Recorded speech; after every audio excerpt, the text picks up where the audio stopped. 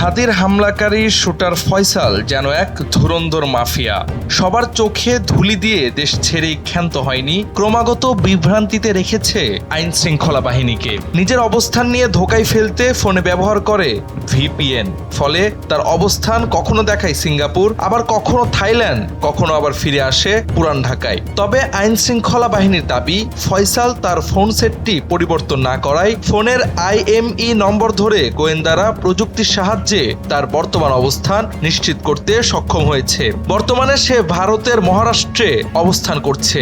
সঙ্গে আছে অন্যতম সহযোগী মোটরসাইকেল চালক আলমগীর শেখ। তদন্ত সূত্র বলছে 14 ডিসেম্বর সকাল 8টায় ফয়সাল তার অবস্থান দেখায় সিঙ্গাপুরে। এর ঘণ্টাখানেক পর অবস্থান দেখায় পুরান ঢাকায়। RICL TMX, যুগের পর যুগ স্থাপনা থাকে মজবুত।